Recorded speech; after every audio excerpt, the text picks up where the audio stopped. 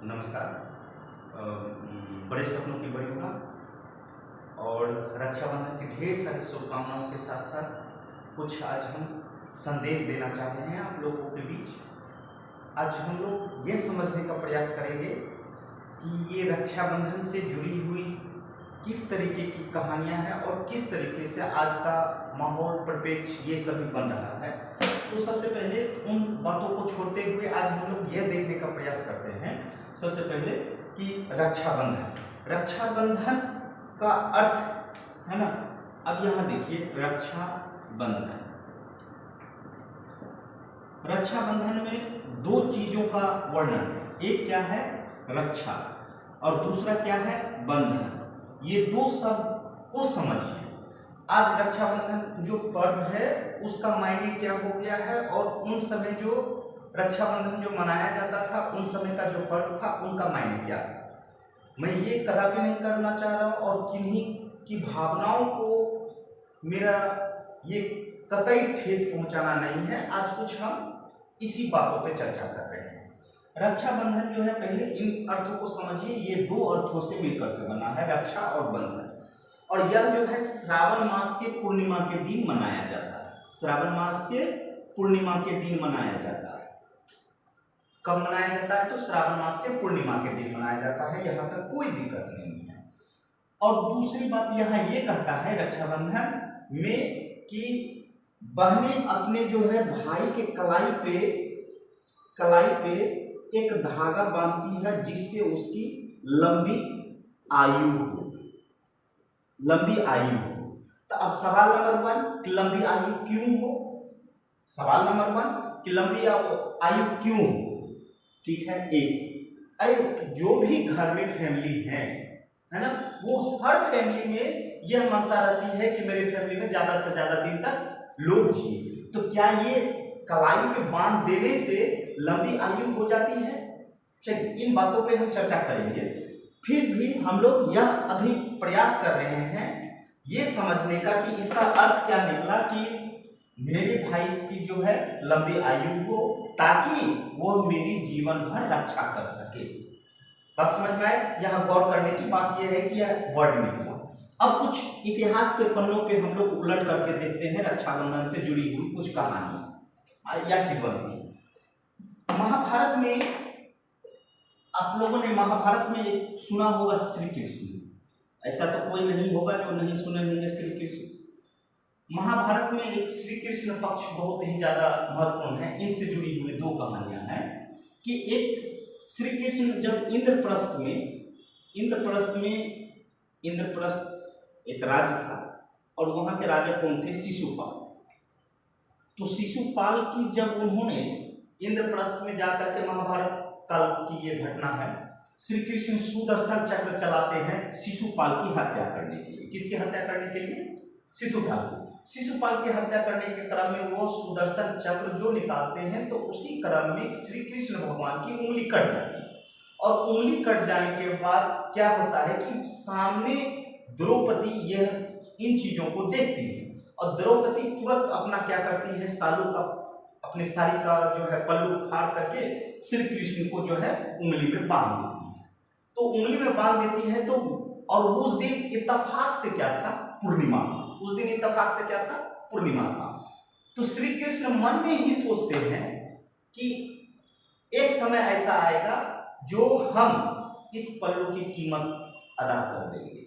इस पल्लू की कीमत अदा कर देंगे। और आपको इतिहास में देखने को मिला होगा जब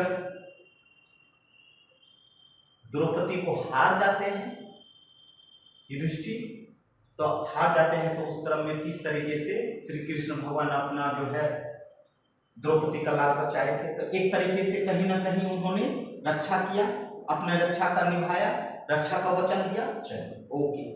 दूसरी कहानी और हम समझते हैं। एक कहानी से तो आप लोग निचोड़ निकाले। दूसरी कहानी यह है कि युधिष्ठिर और कौरव के बीच में लड़ाई हो रही है। और युधिष्ठिर कितने भाई थे तो 5 भाई थे और कौरव कितने थे तो 100 थे जैसा कि आप लोग जानते होंगे। तो ये कृष्ण से जाकर के पूछते हैं कृष्ण से जाकर के पूछते हैं कि क्या किया जाए, कैसे सफलता मिलेगी। तो श्री कृष्ण सलाह देते हैं कि आपके पास जितने भी सेना है उन सेना के हाथों पे क्या करो, रक्षाबंधन बांध दो।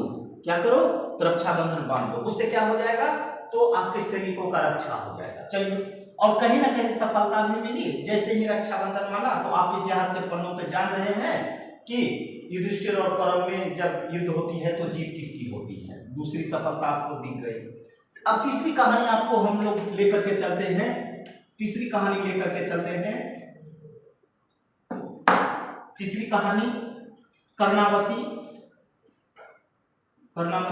वर्सेस हुमायूं के बीच। कर्णावती और वर्सेस हुमायूं। कर्णावती कौन थी, तो चित्तौड़ की महारानी थी, चित्तौड़ की विधवा रानी थी, है ना, विधवा रानी थी। इसकी कहानी और भी डिटेल हम लोग जानेंगे, बस इतना जानेंगे कि चित्तौड़ की रानी थी जो विधवा हो गई थी। और इन पे जो है गुजरात के शासक थे, वो हमला करना चाहते थे। ठीक है, और गुजरात के शासक जो थे बहादुर शाह थे। वो जब हमला करना चाह रहे थे तो इन्होंने पहली बार हुमायूं को एक राखी भेजे और यह बोले कि हुमायूं को कि आप हमारी क्या करें, रक्षा करें। बदले में हुमायूं ने भी वचन दिया, बदले में भी हुमायूं ने उस रक्षा का जो है, राखी का पूरा एकदम लाज रखा और कर्णावती को अपने वादे के अनुसार बहन भी मानी और जा करके चित्तौड़ में बहादुर शाह को जो है मारे। चलिए, 1 2 3 कहानी हमने सुना। अब चौथी कहानी भी हम लोग सुनते हैं। इतिहास के पन्नों पे सिकंदर का आप लोगों ने नाम सुना होगा। सिकंदर जो विश्व विजेता बनना चाह रहा था, और सिकंदर कहीं नहीं हारा था, सिर्फ और सिर्फ भारत में हारा था। कहां पे, भारत में। याद कीजिए, सिकंदर और पुरु के बीच में लड़ाई होती है। सिकंदर वर्सेस पुरु के बीच में लड़ाई होती है और सिकंदर जब हार जाता है तो उनसे पूछा जाता है, बोला जाता है, बताओ तुम्हारे साथ क्या किया जाए। ठीक है, तो पुरु ने बोला था कि एक राजा दूसरे, सिकंदर का कहना था एक राजा दूसरे राजा से जो व्यवहार करते हैं वैसा ही कीजिए। इस पुरु की जीत होने वाली थी। इस पुरु को जाकर के सिकंदर की पत्नी ने क्या किया था, राखी बांध दिया था और बोला था कि मेरी सुहाग की आप क्या करेंगे, रक्षा करेंगे। और बदले में सिकंदर को जीवन दान मिलता है। और पुरु ने भी उस राखी की लाज रखी और बाकायदा सिकंदर, आप जानते ही हैं आगे कहानी। चलिए, अब थोड़ा सा और भविष्य पुराण की बात करते हैं। भविष्य पुराण में यम और यमुना दो कहानी। यम जो है, मन ही मन जो है यमुना को अपना बहन मानती थी। ठीक है, और कहीं ना कहीं उनको यह बोला गया कि तुम्हारा हम जीवन सफल कर देंगे, और उन्होंने बोला कि हम तुमको राखी बांधेंगे। तो इनके साथ भी ये कहानी जुड़ी हुई है, यम और यमुना के बीच में। ठीक है, भविष्य पुराण में ही जो है एक बार जो है देवता वर्सेस दानव के बीच में लड़ाई होती है। देवता जो है बृहस्पति भगवान के पास पहुंचते हैं और बृहस्पति भगवान बोलते हैं इंद्र को कि तुम अपने हाथों में क्या करो, रक्षा कवच बांधो। और फाइनली रक्षा कवच बांधते हैं और इंद्र की जीत होती है। चलिए, ये सभी कहानी है जो कमोबेश रूप से ये समझाने का प्रयास कर रही है कि कहानी के माध्यम से हम ये बताने का प्रयास कर रहे हैं कि आप इतिहास में देखिए कि रक्षाबंधन जो है वो किस मायने से है, किस एंगल से। बहुत कोई क्या करते हैं, देखिए हम अपने हाथों में इतना राखी बांधे हुए हैं। आप 1000 राखी बांध लीजिए ना, 1 लाख राखी बांध लीजिए ना, उससे हमको कोई मतलब नहीं। ठीक है, आप एक चीज जानिए, ये रक्षाबंधन जो है स्पेशल, हमारा सवाल क्या है, ये रक्षाबंधन भाई बहन के लिए ही है क्या? भाई बहन के लिए ही है क्या? इतिहास के पन्नों पे जब हम लोग उकेर करके देखते हैं तो हमें ये पता चलता है कि देखिए ये रक्षा क्या, आप बताइए, कर्णावती हुमायूं की बहन थी? नहीं थी। अच्छा, क्या द्रौपदी, इतिहास के पन्नों में ये बताइए, कृष्ण से क्या रिलेशन था? सेनापति का महाभारत में क्या रिलेशन था? इंद्र का क्या रिलेशन था? कोई रिलेशन तो ऐसा नहीं था जो उनको रक्षा किया गया। तो यहाँ तात्पर्य, मेरा कहने का मतलब ये है, रक्षा बंधन का तात्पर्य यहाँ ये दिखता है कि वो लड़कियों के परिप्रेक्ष्य में, लड़कियों के परिप्रेक्ष्य में, मतलब कमोबेश रूप से जिंदगी में, लाइफ में लड़कियों को ये समझा जाता है कि एक हमारे पीछे क्या बने, सपोर्टर बने। देखिए मैं ये नहीं कह रहा हूँ, आज हो सकता है कि लड़कियां बहुत शक्तिशाली है ना, है भी, इसमें कोई डाउट नहीं है। हमेशा एक लड़की को क्या चाहिए? सपोर्टिंग चाहिए। वो सपोर्टिंग किसी भी रूप में हो सकता है। आप जब एक लड़की पक्ष को आप जन्म देते हैं तो उसका पालन पोषण आप एक माता पिता के रूप में करते हैं, माता और पिता के रूप में करते हैं। माता तो खुद लड़की है तो उनकी कहानी हटाते हैं, और यहाँ पिता, तो इसका मतलब क्या हो गया कि ये लड़की आगे चल करके बहन बनती है, आगे चल करके कहीं ना कहीं माता बनती है, चलो ठीक है, आगे चल करके कहीं ना कहीं पत्नी बनती है, उसके बाद फिर कहीं ना कहीं माता बनती है। चलो, बहन है, हमारा क्या कहने का मतलब है कि उनको आप सिर्फ रक्षाबंधन को आप भाई बहन का नहीं ये समझा जाए कि यहाँ पर सिर्फ भाई बहन रक्षा करना है। किनका रक्षा करना है? निचोड़िया निकला कि वो लड़की का रक्षा करना है। वह लड़की किसी भी रूप में हो सकता है, चाहे वह बहन के रूप में हो सकता है, चाहे आपकी माता के रूप में हो सकता है, चाहे आपके पत्नी के रूप में हो सकता है। बात समझ में आया? अब ये बहन, यदि आप ये बहन की आप रक्षा करते हैं जब तक शादी नहीं हो जाती, शादी होने के बाद चलिए, शादी होने से पहले पिताजी रक्षा करते हैं, ठीक है, और तीसरा शादी होने के बाद उनका पति रक्षा करे। तो ये सिर्फ भाई बहन ही रक्षा ना करे, बकायदा यह पर्व ऐसा होना चाहिए, ऐसा किया जा रहा है और ऐसा होना ही चाहिए कि यदि पत्नियां अपने पति को राखी बांधती है तो कोई बुरा नहीं है। पत्नी, यदि माता अपने हस्बैंड को, यदि पिताजी को राखी बांधती है तो कोई बुराई नहीं है। मेरा यह कहने का मतलब है, यह राखी जो है वह किसी न किसी रूप में एक रक्षा का वचन देने का प्रयास किया जाता है। किनको? यह सिर्फ बहनों के लिए नहीं है। यदि सब बहन को ही हम लोग ये करते हैं तो क्या वह पत्नी का रूप नहीं है?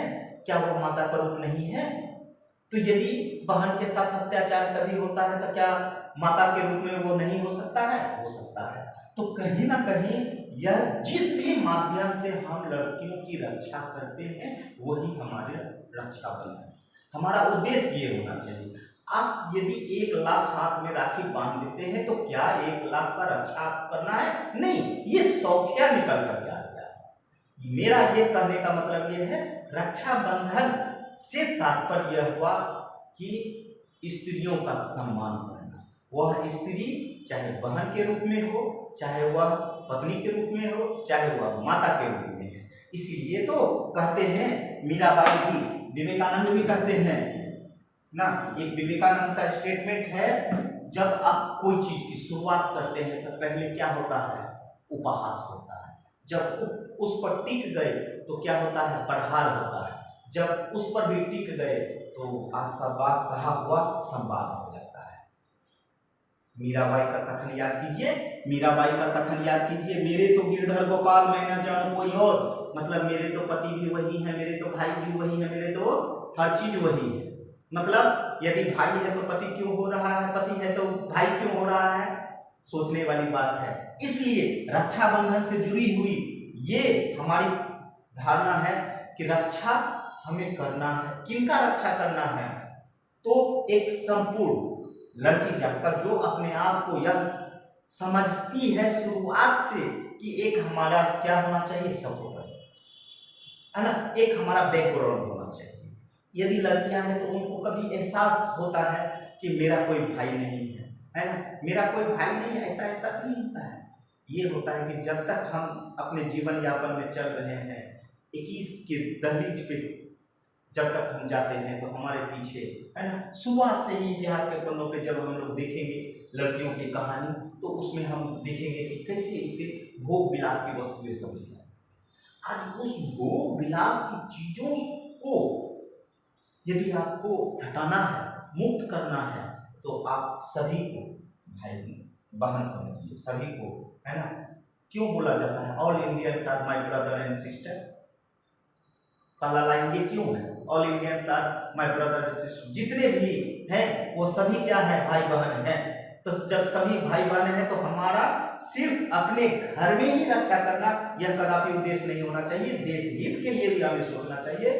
पूरे का पूरे भारत नहीं, पूरे का पूरे विश्व की नारी सम्मान किया जाए, नारी का सम्मान किया जाए। जय हिंद, धन्यवाद। यह मेरी अपनी विचारधारा है। यदि कहीं पर भी कोई त्रुटियां हो गई होगी तो इन्हें नजरअंदाज कर दिया जाए।